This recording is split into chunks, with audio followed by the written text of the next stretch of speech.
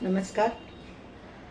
आजचा जो व्हिडिओ आहे तो जरा साधे सोपे काही मानेचे व्यायाम, सर्वायकल स्पॉन्डिलोसिस, ज्याच्यामुळे थोडी चक्कर येते, कधी हात दुखतात, काही वेळा हाताला मुंग्या येतात, जड पडतो हात किंवा पाठीला रग लागते, असे वेगवेगळे प्रकार ज्याच्यामुळे होऊ शकतात सर्वायकल स्पॉन्डिलोसिस किंवा मसल स्पाझममुळे.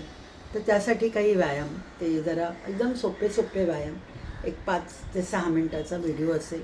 नक्की शेवटपर्यंत बघा आणि आपल्याला आवडलं तर नक्की शेअर करा, कारण हल्ली सर्वांनाच हा प्रॉब्लेम, यंग एजमध्ये खूप मुलांना, कारण कंटिन्युअस काम आणि शरीराकडे लक्ष तेव्हा नसतं, मानेकडे लक्ष नसतं, म्हणजे एकूण शरीरावरच लक्ष नसतं, त्यामुळे हे आजार वाढत चालले. तर पहिला जो व्यायाम आहे ते ब्रह्ममुद्रा म्हणून आहे. तर त्याच्यामध्ये आपण काय करत आहोत, मान कुठेही एका बाजूला घेत आहोत, थोडं मेंटेन करत आहोत, 1 ते 10 अंक मोजेपर्यंत मेंटेन करायचं. परत दुसऱ्या बाजूला मान विरुद्ध दिशेला परत 1 ते 10 अंक मोजत आपण थोडं मेंटेन करतोय. इकडनं जो ताण मिळतो अपोजिट साईडने, तिथे लक्ष ठेवायचं. परत आता मान वरती, परत 1 ते 10 अंक मोजत मेंटेन.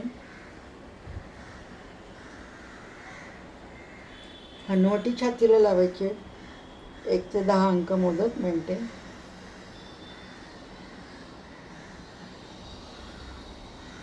ह्या 4 हालचाली झाल्या. आता दोन्ही हाताचे तळवे डोक्याच्या पाठी ठेवा आणि मान कुठेही एका बाजूला, परत 1 ते 10 अंक मेंटेन करा.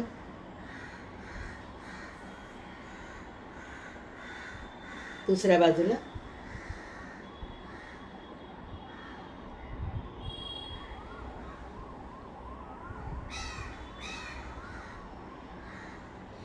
आता हे असंच जुळलेले हाताचे बोटं ते धरून खेचायचं जरावर, व्यायाम म्हणून पण आपण खेचू शकतो.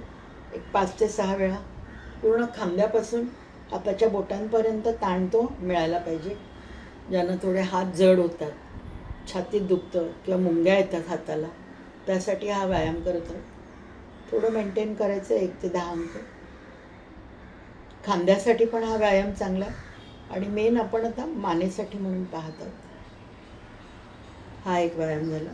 तसंच ही हाताची बोटं एकमेकात गुंफलेली पुढे आपण खेचत आहोत.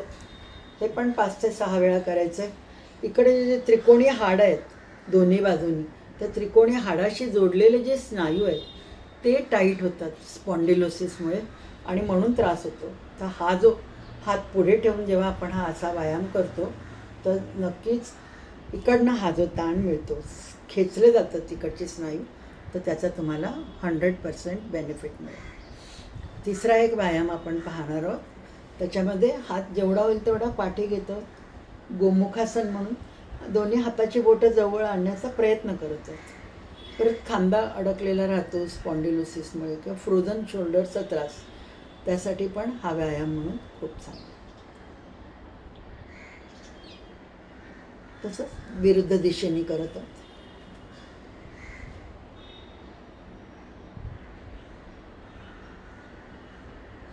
जशी हाताची बोटं एकमेकात गुंफून आपण पुढे आणि वरती घेतली होती, तसंच आता हाताची बोटं गुंफून घेत आहोत आणि पॅरलल टू द ग्राउंड, उभ्याने पण आपण करू शकतो किंवा बसूनही करू शकतो. ते त्रिकोणी हाडाशी कनेक्टेड जे स्नायू आहेत ते आता आपण कॉन्ट्रॅक्ट केलेत आणि ही पोझिशन, ह्याने पण खूप फायदा होईल ज्यांना मानेचं स्पॉन्डिलोसिस आहे आणि त्यामुळे हाताला मुंग्या येणं किंवा हात जड होणं किंवा चक्कर येणं, तर त्याच्यासाठी पण हा व्यायाम खूप चांगला. ओके, 1 ते 10 अंक मोजत आपण मेंटेन केलं आहे. बस अगदी साधे सोपे व्यायाम केल्यानंतर पहा, तुम्हाला तर हा भाग मोकळा वाटेल आणि लगेच बरं वाटेल. हार्डली आपण 5 मिनटं केलेला आहे हा अभ्यास, तर नक्की ह्याचा अभ्यास करा.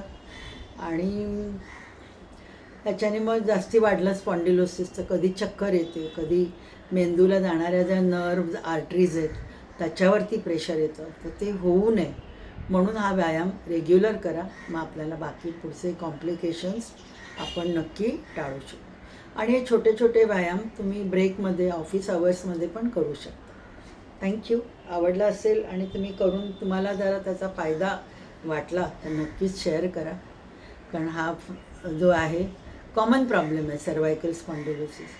अगदी आता तरुण पिढीपासून वयस्कर लोकांपर्यंत प्रत्येकाला हा त्रास होतो. तर नक्की शेअर करायला विसरू नका. थँक्यू.